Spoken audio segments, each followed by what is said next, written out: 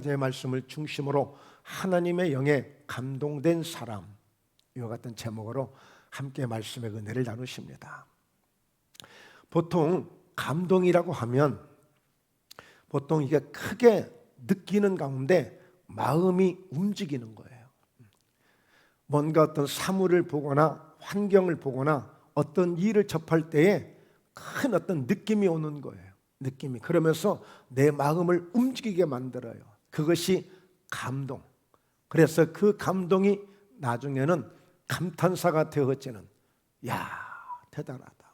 야, 정말 멋지다. 야, 정말 위대하다. 내 마음이 느껴지면서 그 느낌이 움직이게 되는, 이게 1년에 이게 연속적으로 되어지는 거겠죠.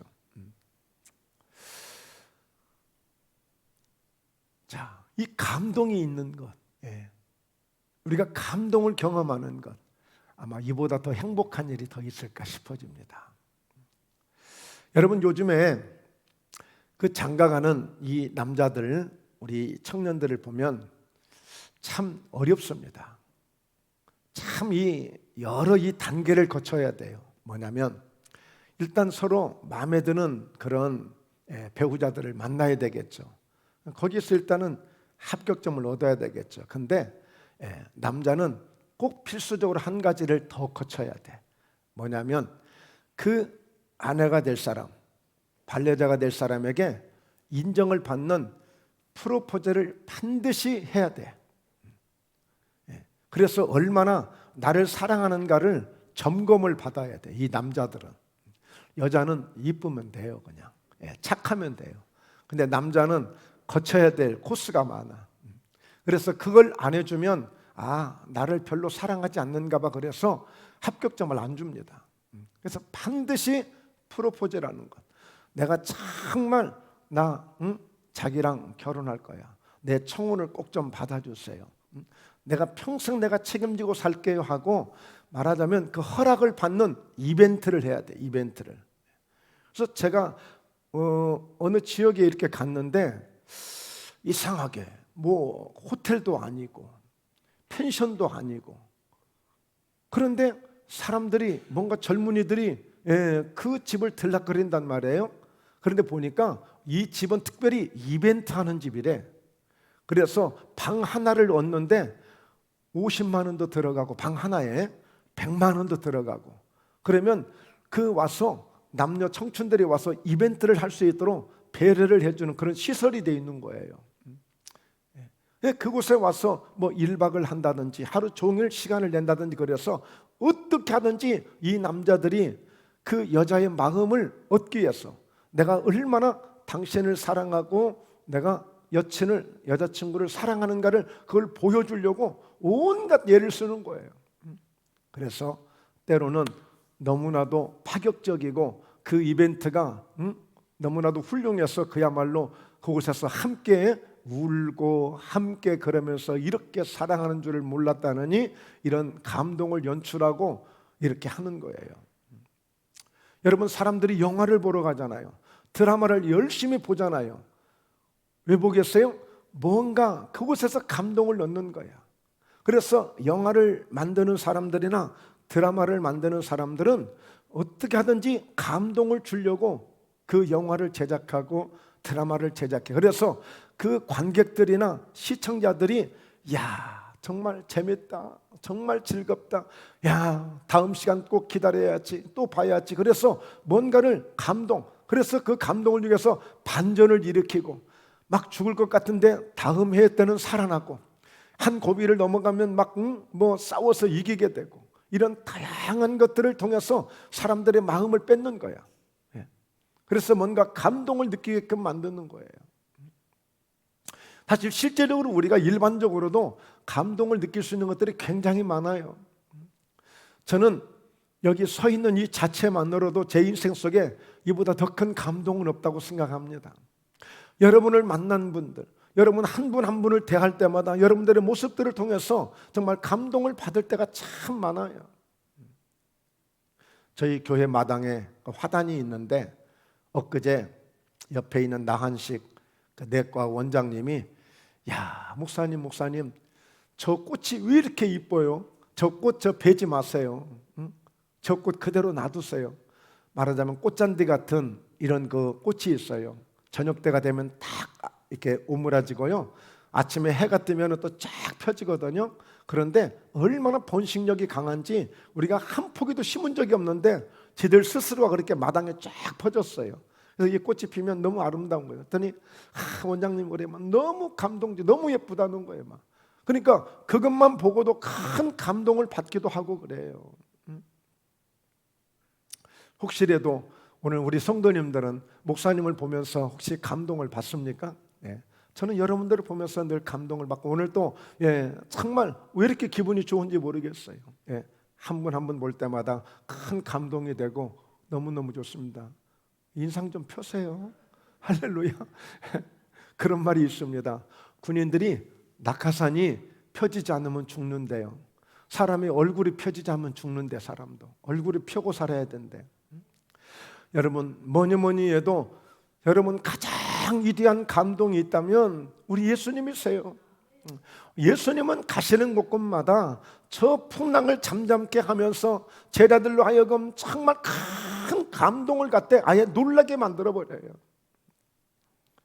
그 빈들 광야에서 보리떡 5개 물고기 2마리 가지고 세상에 5명도 아니고 50명도 아니고 남자만 5,000명 오늘 수만 명을 그곳에서 보리떡 5개 물고기 2마리로 그들을 먹이고 그 해가 저문 그 빈들 그 광야에서 이건 감동의 차원을 넘어선 충격입니다. 충격. 세상에 죽은 지가 나흘이 되어져서 냄새가 펄펄 나는데 그 무덤에 있던 나사로를 살려내서 꺼내잖아요. 이보다 더 엄청난 이 광경이 어디 있습니까? 이보다 더 큰 감동이 어디 있어요? 그 외에도 중풍병자가 그냥 즉시 그 자리에서 일어나든지, 나병 환자가 그 자리에서 치료가 되든지, 혈류증을 앓던 여인이 12년 동안 그렇게 고생하다가 순간적으로 그곳에서 단 한 번에 주님 옷자락 만지는 그 순간에 혈류의 근원이 말라버리든지, 이보다 더 결정적인 감동이 어디 있습니까? 어떻습니까? 오늘 성경을 보시면서 예배를 들으시면서 우리는 매 순간마다 막 이런 감동이 막 넘쳐나야 돼. 그래서 저도 어찌하든지 이 설교를 통해서도 감동을 주는 설교. 그래서 말씀을 들을 때마다 하면서 다 깨달아지면서 이것이 내 마음에 막 와닿고 느껴지면서 그래 맞아 아멘이야 하면서 감동을 받는 설교.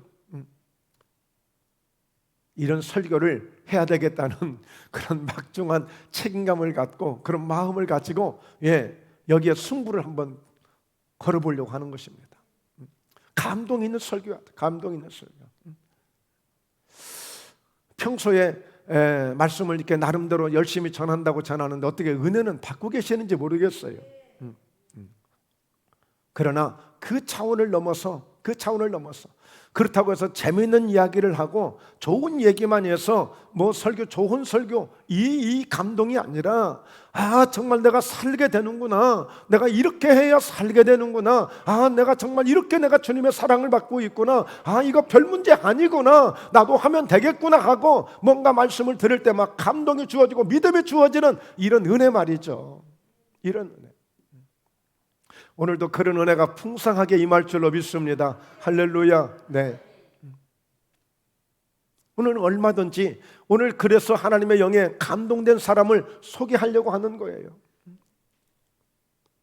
오늘 요셉이라고 하는 사람이 하나님의 영에 감동되어졌다면 얼마든지 나도 감동될 수 있고 오늘 여러분들도 감동될 수 있고 할렐루야. 그래서 하나님의 영에 감동된 사람 요셉이라고 해야 되는데 요셉이란 이름을 쓰지 않은 것은 바로 하나님의 영에 감동된 사람 김택수, 하나님의 영에 감동된 사람 서범정. 할렐루야. 서범정이 누군지 모르시죠? 반주자 이름이십니다. 할렐루야.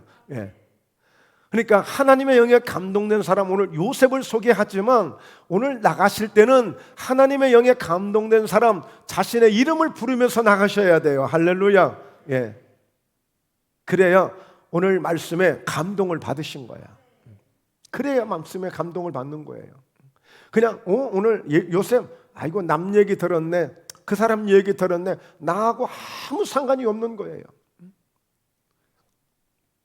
자, 오늘 요셉의 일생을 잠시 보게 되면 이 요셉이란 사람은 아버지 야곱으로부터 태어난 11번째 아들이에요. 그런데 그의 어머니가 약 한 10살 정도 됐을까요? 그때 자기 동생을 낳고 그냥 안타깝게 돌아가셨어요. 그러니까 어렸을 때부터 큰 상처 가운데 자랐죠. 그런데 아버지 야곱이 얼마나 요셉을 잘 챙겨주었는지 그런 상처가 빈자리가 없이 참 오롯이 잘 컸어요. 17세가 됐는데 17살이 됐는데 갑자기 꿈을 꾸기 시작해요. 그런데 하나님이 그 꿈을 주셨어요. 그런데 그 꿈을 자랑하다가 형들한테 미움을 사기 시작해요. 형들이 미워하기 시작했어요. 나중에는 야 죽여버리자. 그래서 실제 그렇게 행동을 합니다. 그런데 그 가운데 형제 중에 죽이는 것보다는 그래도 마침 상인이 지나간 노예 상인이 사람을 노예로 사고팔고 하는 그런 시대가 있었어요. 차라리 죽이는 것보다 그래도 돈도 생기고 우리가 살인죄도 면하고 그리고 어차피 노예로 팔면 먼 나라로 가니까 노예는 하나의 상품이 되니까 더 이상의 이제 권리가 없으니까 다시 돌아올 일도 없고 그래서 노예로 팔았어요. 이 요셉은 뜻하지 않게 갑자기 노예가 돼서 바로 보디발이라는 사람의 집에 가서 노예 생활을 해요. 그러다 거기서 또 모함을 받고 뜻하지 않게 또 감옥에 가서 죄수의 몸이 돼버려요. 그런데 그 감옥에서 누구를 만나냐? 술 맡은 관원장을 만나고 떡 굽는 관원장, 왕을 보필하던 그 장관을 만나게 돼요. 같은 죄수로. 근데 그 사람을 또 섬기고 있어요. 그런데 그들이 꿈을 꾸었는데 갑자기 얼굴색이 안 좋아요. 무슨 꿈인지 고민하고 있는 거예요. 그때 그들의 꿈을 해석해 주게 됩니다. 그리고 세월이 2년 정도 지나가게 됐어요. 계속 감옥 생활을 하고 있죠. 그런데 한 번은 바로 왕이 꿈을 꾸게 됐는데 이 꿈을 해석을 못하는 거예요. 애굽에 있는 점술가들 또 현자들 나름대로 배운 사람들 박사들 누구를 데려와도 왕의 꿈을 해석을 못해요. 근데 마침 그때 술 맡은 관원장이 감옥에서 꿈을 꿨는데 해석을 해줬는데 해석대로 그대로 3일 만에 복직이 돼가지고 근데 그 사람이 나가면 요셉을 챙겨준다고 약속도 했는데 깜빡 잊어버리고 2년이 지나간 거예요. 그때 번뜩 요셉이 생각이 나 요셉을 왕에게 소개를 해준 거야. 그러자 이제 이 소개를 해서 왕을 만나게 돼서 오늘 바로 이 일이 시작이 된 겁니다. 자, 한번 볼까요? 바로와 그의 모든 신하가 이 일을 좋게 여긴지라. 왕이 꿈을 꿨는데 그 꿈을 쫙 풀어주는 거예요. 풀어주는 것 정도가 아니라 이걸 완전히 어떻게 해야 될 것인지 해결책까지 딱 제시를 해줘요. 그러니까 거기 듣고 있던 왕도 바로도 모든 신하들도 다 요셉이 하자는 대로 다 좋게 여기고 있는 거예요. 이제 그러면서 바로가 그의 신하들에게 이르되 이와 같이 하나님의 영에 감동된 사람을 우리가 어찌 찾을 수 있으려 이렇게 하고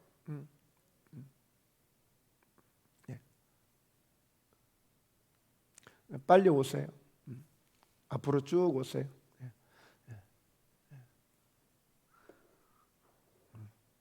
오늘 할렐루야.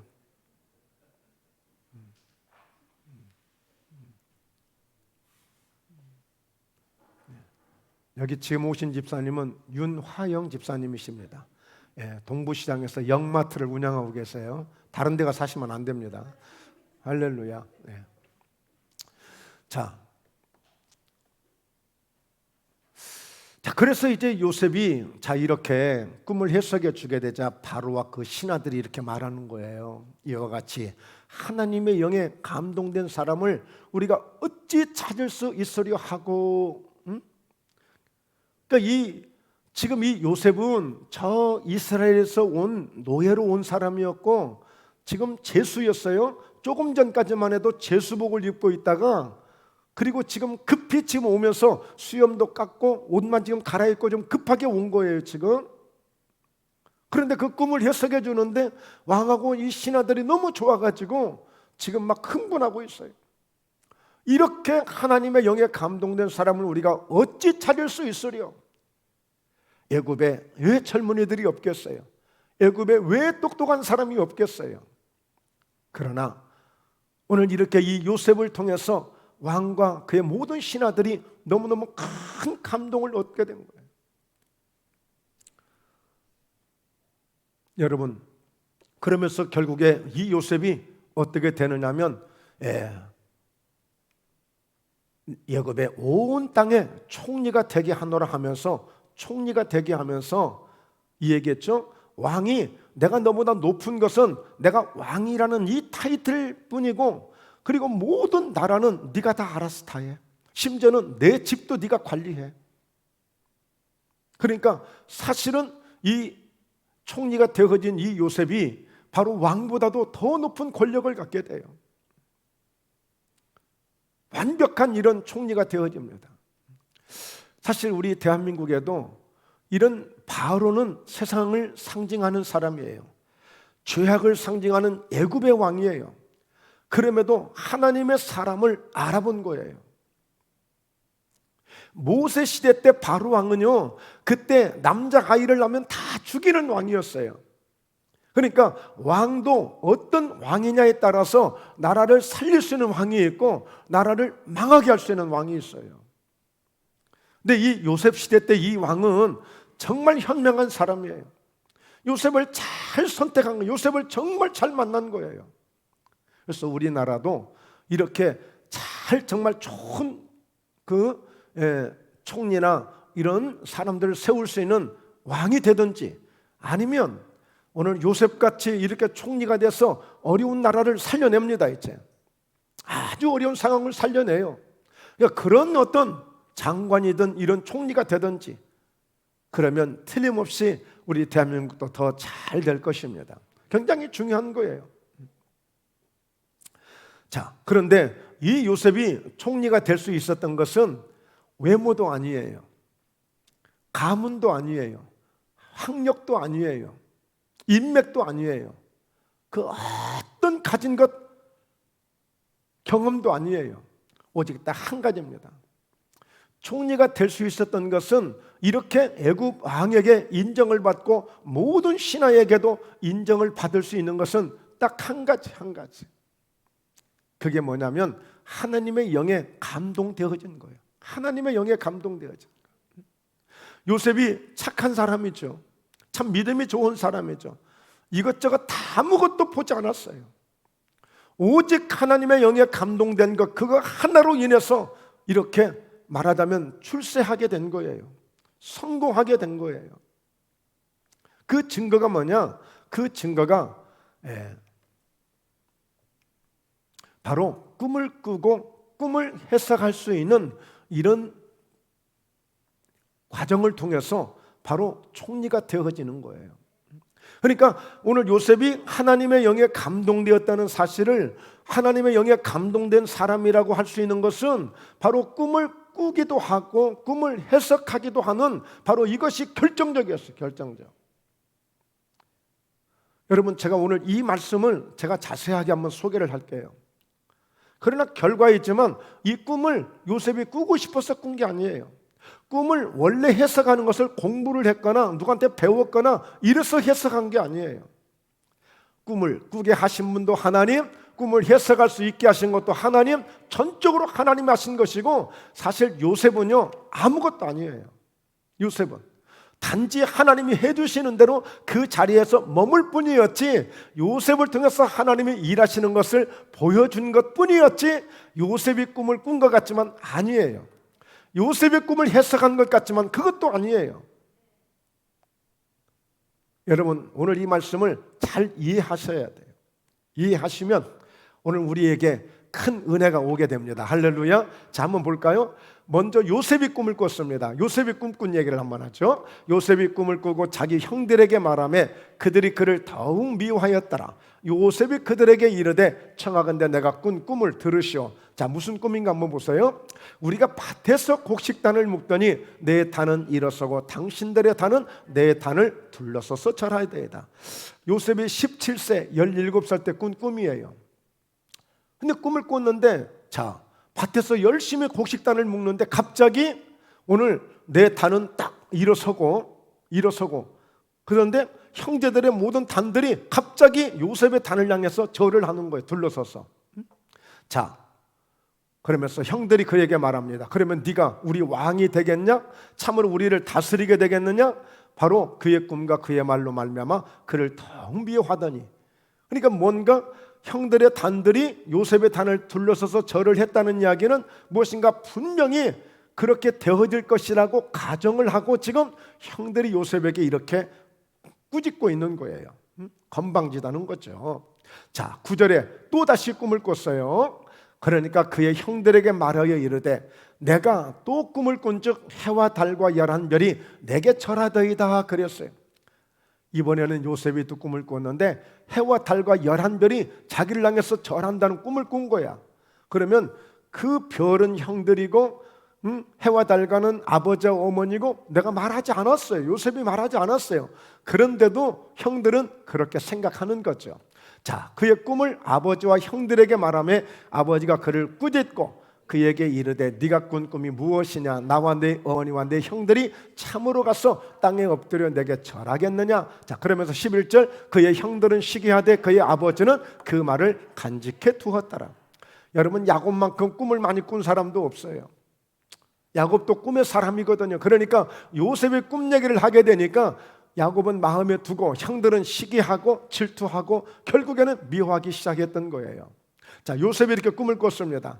자, 두 번째는 요셉이 결국에는 그 꿈 얘기하다가 말씀드렸죠. 형들에게 미움을 사고 죽을 뻔했다가 노예로 팔려가게 됐고 노예 생활을 하다가 거기서 보디발의 아내에게 모함을 받고 감옥에 들어가게 됩니다. 자, 감옥에 들어가서 누구를 만났다고요? 술 맡은 관원장, 떡 굽는 관원장. 그 사람은 누구라고요? 왕궁에서 왕궐에서 왕을 보필하던 사람이에요. 왕의 술잔을 따라드리고 왕의 대화를 받아주고 왕에게 무엇인가를 주문해 주면서 이렇게 아주 가깝게 밀접하게 왕과 함께 지냈던 마치 비서와도 같은 그런 사람이었단 말이죠. 그런데 그가 뭔가 죄를 지음으로 그 보디발의 집에 감옥이 있는데 왕에게 죄를 지은 사람만 들어오는 감옥이야. 하필이면 이 요셉이 다른 일반 감옥에 들어가지 않고 왕을 본 적도 없는데 왕에게 잘못한 그 죄인들만 있는 바로 이곳에 간 것도 신의 한 수였습니다. 그러면서 이 요셉은 바로 이 술 맡은 관원장, 떡 굽는 관원장 2년 동안을 그들을 섬기는 일을 해요. 그러면 뭘 배웠겠어요? 다 배웠겠죠? 자, 그러면서 그 술 맡은 관원장이 꿈을 꿉니다. 그의 꿈을 요셉에게 말하여 이르되 내가 꿈에 보니 내 앞에 포도나무가 있는데 자, 그 나무에 세 가지가 있고 싹이 나서 꽃이 피고 포도송이가 익었고 내 손에 바로의 잔이 있기로 내가 포도를 따서 그 즙을 바로의 잔에 짜서 그 잔을 바로의 손에 들였노라. 이렇게 했더니 요셉이 이 꿈을 해석해 주는 거예요. 요셉이 그에게 이르되 그 해석이 이러하니 세 가지는 포도나무 가지가 세 가지였다고 그랬죠. 세 가지는 사흘이라. 자, 그리고 지금부터 사흘 안에 바로가 당신의 머리를 들고 당신의 전직을 회복시키리니 당신이 그 전에 술 맡은 자가 되었을 때 하던 것 같이 바로의 잔을 그의 손에 드리게 되리이다. 자, 그러면서 14절 당신이 잘 되시거든 나를 생각하고 내게 은혜를 베풀어서 내 사정을 바로에게 하래요. 이 집에서 나를 건져주소서. 자, 나는 희물이 땅에서 끌려온 자요 여기서도 옥에 갇힐 일은 행하지 아니하였나이다. 근데 정말 사흘 만에 그때 왕의 생일이었는데 그 생일날 술 맡은 관원장도 오고 떡 굽는 관원장도 함께 이제 그 자리에 참석을 했는데 그때 술 맡은 관원장은 복직이 되고 떡 굽는 관원장은 매달려서 죽임을 당하게 됩니다. 그런데 이 사람이 너무 좋아가지고 2년 동안 요셉을 잊어버리고 있었어요. 자, 그런데 이번에는 만 2년 후에 그러니까 요셉이 감옥 생활하게 된 그 2년 후에 바로가 꿈을 꾼 거예요. 왕이 꿈을 꿨습니다. 자, 자기가 나일 강가에 서 있는데 왕이 나일강 강가에 좀 서 있는 거예요. 자, 그런데 보니 아름답고 살찐 7 암소가 강가에서 올라와 칼밭에서 뜯어먹고 자, 그 뒤에 또 흉하고 파리한 다른 7 암소가 나일 강가에 올라와 그 소와 함께 나일 강가에 서 있더니, 자, 그 흉하고 파리한 소가 그 아름답고 살찐 7 소를 먹은지라 바로가 곧 깨었다가 다시 잠이 들어 꿈을 꾸니 한 줄기에 무성하고 충실한 7 이삭이 나오고, 그 후에 또 가늘고 동풍에 마른 7 이삭이 나오더니 그 가는 7 이삭이 무성하고 충실한 7 이삭을 삼킨지라 바로가 깬즉 꿈이라. 자, 아침에 그의 마음이 번민하여 사람을 보내어 애굽의 점술가와 현인들을 모두 불러 그들에게 그의 꿈을 말하였으나 그것을 바로에게 해석하는 자가 없었더라. 자, 이해가 됐어요? 왕이 무슨 꿈을 꿨다고요? 강가에 서 있는데 갑자기 살찐 7 암소가 강가에서 올라오더니 열심히 풀을 뜯고 있는 거예요. 근데 잠시 후에 아주 흉악하고 파리한 바짝 말라빠진 아주 사납게 생긴 이 소들이 7 소가 올라오더니 좀 있다가 그 살찐 소를 다 잡아서 먹는 거예요. 자, 꿈을 하나 더 꿨습니다. 이번에는 아주 충실한 7 이삭이 이렇게 올라오더니 그 다음에 아주 흉하고 아주 바짝 마른 7도 이삭이 나서 그 잘 익은 충실한 이삭을 다 말하자면 먹었단 말이에요. 도대체 근데 이 꿈을 꿨는데 누구도 해석을 못하고 있어요. 결국에 요셉이 이 꿈을 해석해 줍니다. 7 암소, 7 충실한 이삭은 7해 7년을 의미하고, 그 다음에 흉악한 소, 그리고 바짝 마른 이 이삭은 바로 그거 역시도 결국에 꿈은 다르지만 같은 것입니다. 꿈은 하나입니다. 결국에 7년 풍년이 오게 되면 그 풍년이 지나가는데 이 흉년이 얼마나 강력한 흉년이든지 이 풍년을 기억나지 않을 정도로, 금세 잊어버릴 정도로 이 흉년이 풍년을 잡아먹을 것입니다. 이런 의미예요. 이 꿈을 해석을 해줍니다. 그러면서 요셉이 뭐라고 얘기하냐면, 그러니까 아주 명철하고 지혜 있는 지도자를 세워서 이 풍년이 들었을 때에 5분의 1 정도의 그런 수확을 다 모아서 각 성읍마다 큰 창고들을 만들어 놓고 흉년을 대비해서 준비해 두십시오. 그리고 그것을 관리하십시오. 그렇게 했더니, 그 이야기를 했더니 왕이 듣고, 그리고 그 신하들이 듣고, 이렇게 사람들이 감동을 받으면서 이렇게 하나님의 영에 감동된 사람을 어디서 찾을 수 있으려 하고 요셉을 그 한 방에 그 자리에서 총리가 되고 이렇게 된 거예요. 요셉은 지금 이 당시 어떤 상황이었어요? 지금까지 2년 동안 감옥에 있다가 급히 불러내서 지금 급하게 지금 세수하고 수염 깎고 옷 갈아입고 지금 온 거예요. 조금 전까지만 해도 제수의 복을, 제수로서 제수의 옷을 입고 있었어요. 죄인이었어요. 그랬는데 그 요셉이 이렇게 한순간에 이런 역사가 일어났어요. 물론 왕도 감동을 받았고 신하들도 감동을 받았지만 가장 큰 감동을 받은 사람이 누구겠어요? 세상에 요셉이 이렇게 큰 감동을 받을 수 있겠습니까? 그런데 이렇게 되기까지는 어떤 연유에 있었느냐? 이렇게 되기까지는 어디에서 온 것이냐? 바로 요셉이 이렇게 고백합니다. 한번 읽어볼까요? 바로가 요셉에게 이르되 내가 한 꿈을 꾸었으나 그것을 해석하는 자가 없더니 들은즉 너는 꿈을 들으면 능히 푼다 하더라. 술 맡은 간원장이 감옥에서 데려다가 왕 앞에 요셉을 세웠더니 왕이 이렇게 물어보는 거예요. 너 이 얘기 들어보니까 네가 꿈을 그렇게 잘 해석한다면서, 그러니까 내 꿈도 좀 한번 해석해봐라. 당연히 그렇게 말할 거 아니에요? 자, 그랬더니 요셉이 뭐라고 대답하냐면, 요셉이 바로에게 대답하여 이르되 내가 아니라 하나님께서 바로에게 편안한 대답을 하시리이다. 내가 비록 말하는 것 같지만 결국에 이 꿈을 해석할 수 있는 분은 하나님이 당신에게 편안하게 하나님이 꼭 필요한 답을 주실 것입니다. 필요한 답을 하나님이 주실 것입니다. 이렇게 이야기해요. 그러니까 여러분, 오늘 이 요셉이 하나님의 영에 감동된 사람이라고 우리가 말할 수 있지만, 이 요셉이 하나님의 영에 감동된 사람이라고 이야기할 수 있고 말할 수 있는 것은 전적으로 어떤 연유에서 온 거예요? 하나님이 바로 그런 하나님의 영을 요셉에게 주심으로 요셉이 꿈을 꾸게 된 것이고, 요셉이 이 꿈을 해석할 수 있는 것을 바로 하나님이 보여주시고 알려주신 거예요. 요셉이 17세에 꿈을 꿨다고 그랬잖아요. 17세 전까지는 꿈을 꿨다는 얘기가 한 번도 없어요. 여러분, 꿈이라는 게 사실 오늘 여러분들이 주무시면서 잠을 자면서 야, 내가 오늘 좀 꿈 좀 꿔야지. 내가 오늘 돼지가 돼지가 그냥 많이 이렇게 젖을 먹고 하는 것을 꿈꿔가지고 내일 가서 꼭 복권을 좀 사야지. 이렇게 하고 꿈을 꿔보신 적이 있으신가요? 어떤 사람은 뱀 꿈을 꾸면 또 그게 좋다고 또 그러신 분도 있어요. 우리 예수 믿는 사람들은 그런 꿈 별로 좋아하지 않습니다. 네. 그리고 내가 꿈을 꾸고 싶다고 해서 꿈을 꾸는 게 아니에요.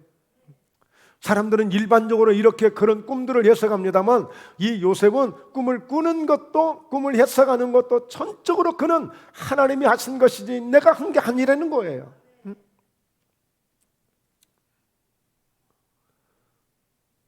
자, 여러분, 그래서요, 하나님의 영에 감동된 사람이 되는 것은 하나님의 영에 감동된 사람이 되는 것은 한번 볼까요? 오늘 이 사무엘상 16장 13절인데 바로 이 다윗을 이렇게 말해주고 있어요. 자, 같이 말씀 한번 읽어보죠. 사무엘이 기름 뿔병을 가져다가 그의 형제 중에서 그에게 부었더니 이날 이후로 다윗이 여호와의 영에게 크게 감동되니라. 사무엘이 떠나서 라마로 가니라. 여러분, 이 다윗은 이때에 요셉처럼 그 정도 나이가 됐을 때였어요.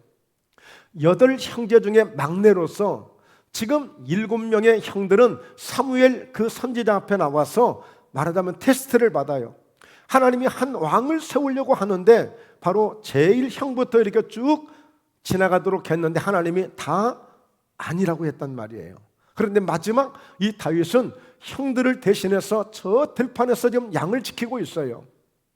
그런데 그 어린 다윗이 오는 그 순간에 하나님은 내 마음에 합한 자라 말씀하시며 그에게 기름 붓도록 하신 것이죠. 자, 이때에 하나님의 성령의 이 기름 부으심을 받아요. 실제적으로 사무엘이 기름 뿔병에다 기름을 담아서 그 사무엘에게 기름을 붓는 의식은 구약 시대 때에 왕을 세울 때나 선지자를 세울 때나 제사장을 세울 때 하는 행위였어요. 그런데 그 기름을 붓는 순간에 하나님의 영에게 크게 감동이 되었다고 그랬어요. 다윗이 그때에 모르겠어요. 그때 상황이 어떤 상황이었는지 정확하게 모르겠어요. 막 찬양을 불렀는지, 너무 좋아서 할렐루야를 외쳤는지, 아니면 막 그냥 노래를 부르고 막 소리를 질렀는지, 아니면 막 춤을 췄는지 모르겠어요. 하나님의 영에게 막 크게 막 감동이 된 거예요. 하나님의 영에.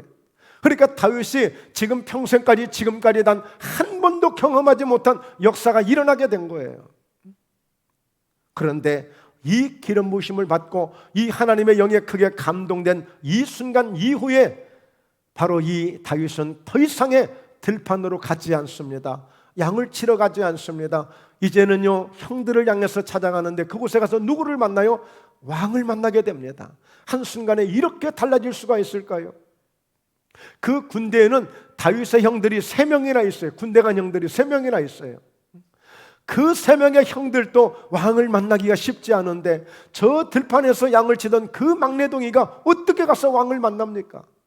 그런데 이 기름 부으심을 받고 충만한 하나님의 영에 감동된 이 다윗은 금세 가서 왕을 만나요. 왕의 옷을 입게 됩니다. 하나님이 이렇게 풀어가시는 거예요. 그러니까 여러분, 하나님의 영에 감동이 되어지면 이때부터요, 하나님께 붙들린 사람이 되는 거야. 하나님과 함께 하는 사람이 되어져요. 내 원대로, 내가 하고 싶은 대로, 내 의지대로 되는 것이 아니라 하나님이 풀어가시는 대로 되는 거예요. 하나님이 인도해 가시는 대로 되는 거예요. 오늘 요셉이 비록 꿈을 꾸고 고생은 했지만 이것은 하나님의 전적으로 하나님께 붙들려서 그렇게 되어진 거예요. 하나님이 꿈을 주셨잖아요. 요셉에게 해와 달과 11별이 절을 한다.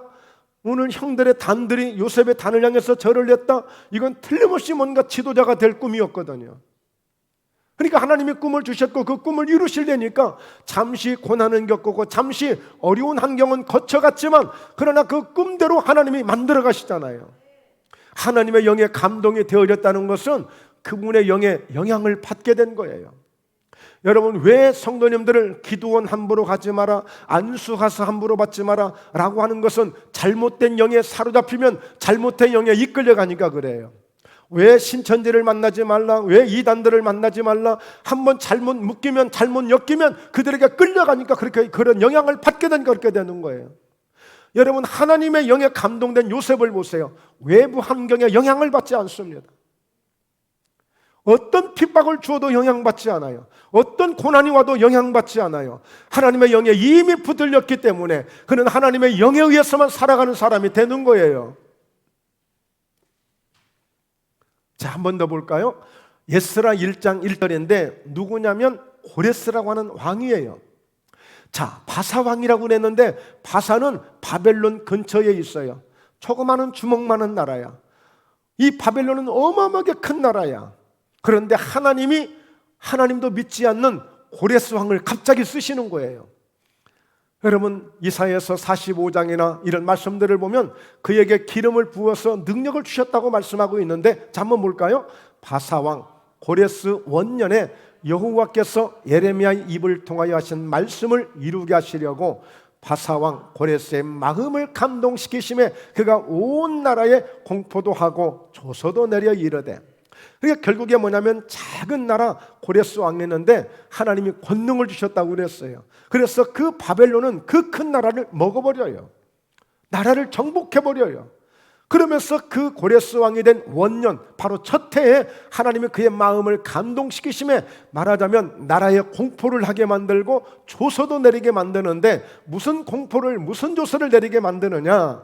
2절, 바사왕 고레스는 말하노니 하늘의 하나님 여호와께서 세상 모든 나라를 내게 주셨고 나에게 명령하사 유다 예루살렘의 성전을 건축하라 하셨나니.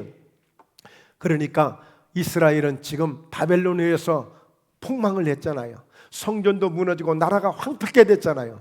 그런데 하나님이 그 이스라엘을 회복시키시려고 먼 나라에 있는 바사왕, 그 작은 나라의 고레스를 이용하시는 거예요. 그러면서 큰 나라 바벨론을 정복하게 하고 바벨론의 포로가 되어 있던 이스라엘 백성들을 포로에서 나가게끔 만드는데 고레스에게 강력하게 그런 마음에 감동을 주신 거예요, 하나님이. 그러면서 오늘 나에게 명령하사 유다 예루살렘의 성전을 건축하라 하셨나니. 이 사람은 하나님 섬기는 사람이 아니에요. 성전을 지을 이유가 없는 사람이에요. 그런데 하나님의 성전을 건축하라는 그런 마음에 감동을 주는 거예요. 그래서 고레스가 와서 성전을 건축하는 게 아니라 이스라엘 백성들을 포로에서 나오게끔 만들고 그들이 본국에 돌아와서 성전을 건축하게끔 만드는 놀라운 역사를 이루시게 되는데, 자, 3절 한 절 더 읽죠. 이스라엘의 하나님은 참신이시라. 너희 중에 그의 백성된 자는 다 유다 예루살렘으로 올라가서 이스라엘의 하나님 여호와의 성전을 건축하라. 그는 예루살렘에 계신 하나님이시라. 여러분, 하나님의 영에 감동이 되어지면, 하나님의 능력에 붙들리게 되면 하나님의 큰 일을 하는 사람이 되어져요. 하나님의 큰 일을. 우리가 사소한 일반적인 감동들은 우리가 많이 받는다니까요. 그 꽃 잔디 하나 보고도 큰 감동을 받아요. 예. 나에게 차 한 잔 대접해주고 나한테 말 한마디 따뜻하게 해주는 것도 큰 감동을 받을 수 있어요. 저 운동장에 나가서 운동할 때 내가 막 응원하는데 내 편이 지고 있어.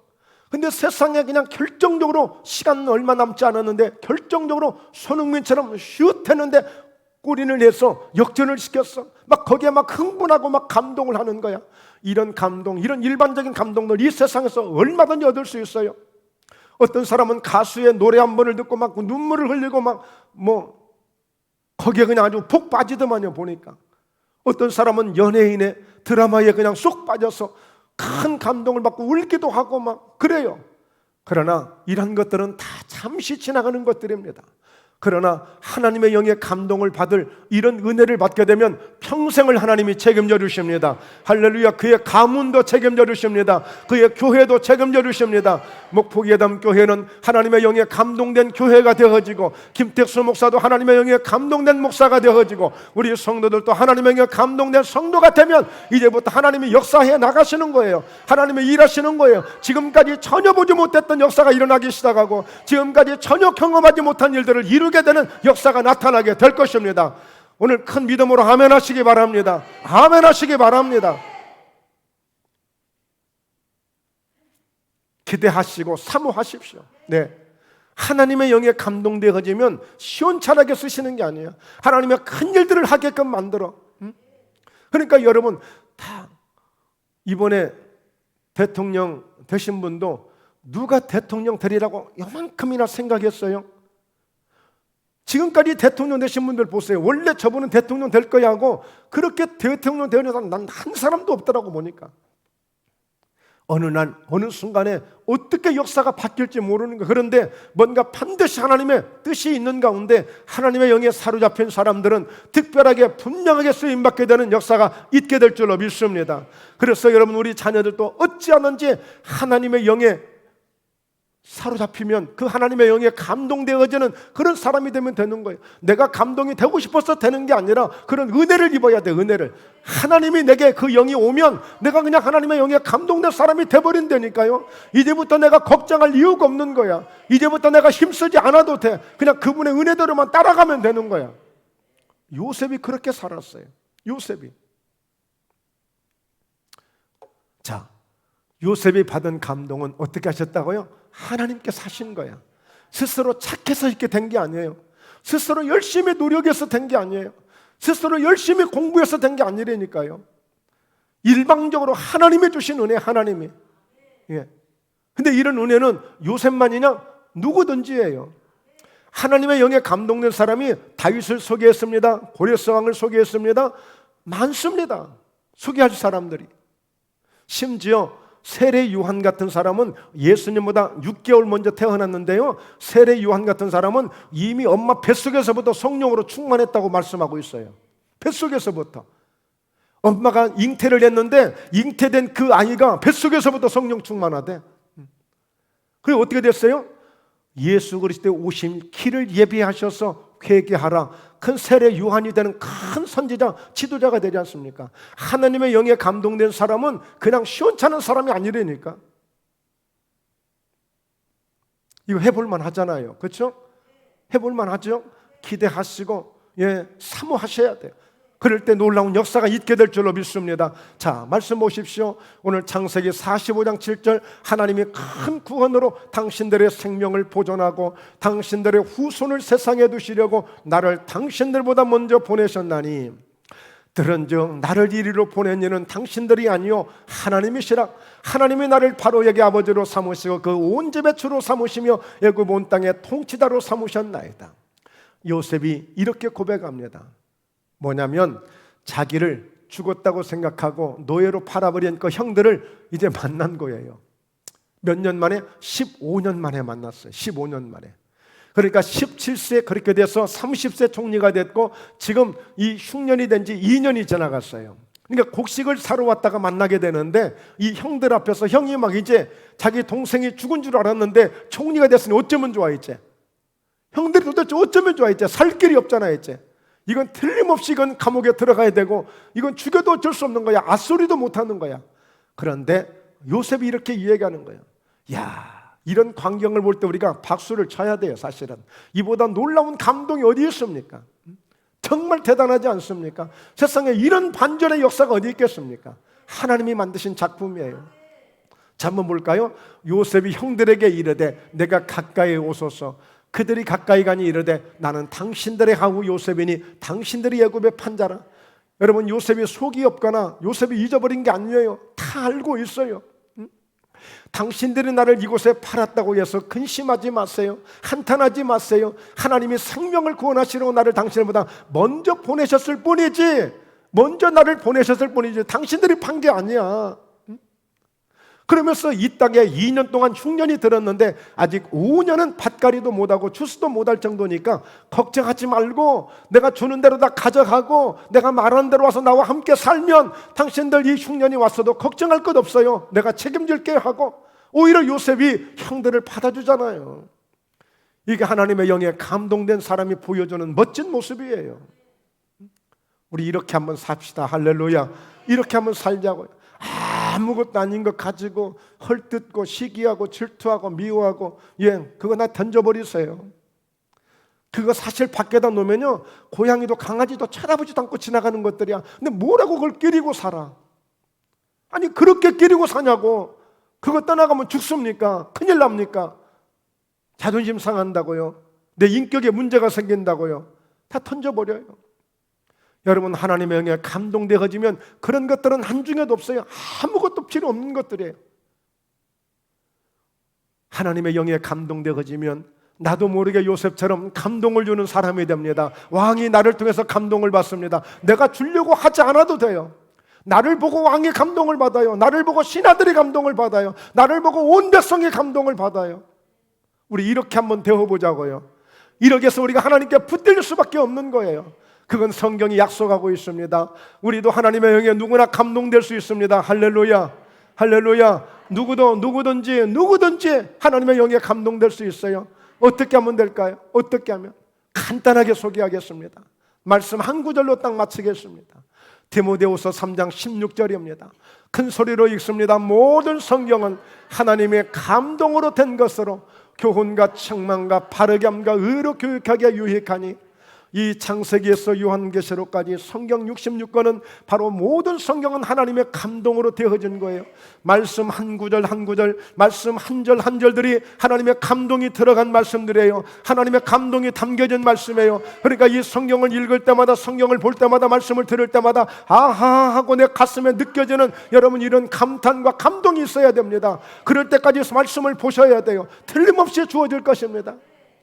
절망적이고 실망적일 때 말씀을 보면 하나님 주시는 말씀 속에 힘이 생기고 용기가 생기고, 낙심하고 좌절할 때 말씀을 대할 때 하나님의 위로해 주시고 우리를 사랑해 주시는 말씀으로 내게 다가올 때 우리가 힘을 얻게 되고, 틀림없이 이 말씀은 하나님의 영으로 감동된, 하나님의 감동으로 된 말씀이기 때문에 느낌이 없는 게 문제지 반드시 느낌이 오게 돼 있어요.